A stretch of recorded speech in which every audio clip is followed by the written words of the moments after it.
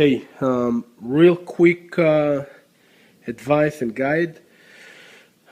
Removing the right, and when I say right, I mean if you're sitting on the driver's side, then you look forward to the car, then the supposedly left side, because this is the left side, going to be your right side, and your left side and your right side going to be your left side. So when you're standing in front of the car, it's flipped. When you're sitting in the passenger, all the books, all the works assistant softwares, everything from Mercedes refers to your right side when you sit inside the car.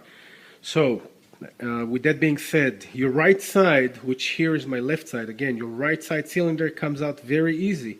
You take the head bolts out and you basically just pry it out gently. Of course, you don't want to damage any of the aluminum, because if you damage that, then you're going to have big trouble later. So you pry it out gently, you take it out, no problem. This is the timing chain. You just hold it for a few seconds until you're done with everything. It's not a problem, it's not going to fall in. Your left side head, though, got two challenges. One of them is here, one of them is here. These are two pins that's sitting inside and holding the chain rails, what the chain is laying on when it's turning. You can see it right here. See? I hope I'm not damaging it. Anyway, I'm going to try and... Alright, I'll do that later. Anyway, you got two rails that's sitting on... here's the rail. Let's see if we can get a focus on that. Yeah, right here. You got two pins that holding that in, and if you don't take these pins out, you're not going to be able to pull the head out. So one of them is right here, one of them is right here. Now there is a special tool to do that. I don't have the paperwork in front of me. Anyway, there is a special tool to do that. I came up with a different tool that works as good. And basically it's just like pulling out the bearing. It sits inside with a lot of pressure. So you got to basically screw it out. You got to put pressure against it to screw it out. What I've done, I took a plug head, a plug puller, and let me see if I can... Alright.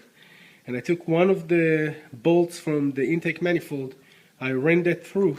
And here you got a little tool that will extract the bolt. Then what you do is you screw the bolt in, and as you screw it inside, it will start and pull pressure against the bolt and pull it out. Don't try any other way unless you want to buy the tool from Mercedes. It costs about 55 bucks. Don't try to turn it with a bolt or anything. It's going to break in, and then you're out for some interesting day. Getting it out after that is not easy, but what you do is you put pressure against it, you bolt it slowly, take it out, make sure it's really pulling it out. This is one of the pin, this is the second pin. You have to do that to be able to remove the head, or the head is not going to come out. Don't try to pull the head out and yank it out, because you're going to break the rails. If you break the rails, you're up for, again, some interesting days, because you're going to have to pretty much take everything here to take the case out to be able to remove the rails. That's not a fun job. Tell you, if you need to get away with doing as less as possible without taking the whole motor out and being frustrated, take these two pins gently out, slowly tap them out with the bolt extractor as I showed you, and you're going to be able to get it out too.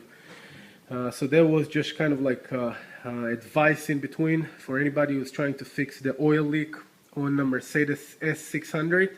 And by the way, again, here is what we got to get to, and if I don't take the other head out, I'm not going to be able to get to these screws right there.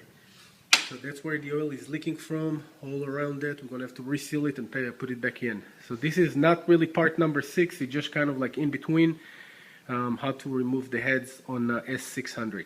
Good luck.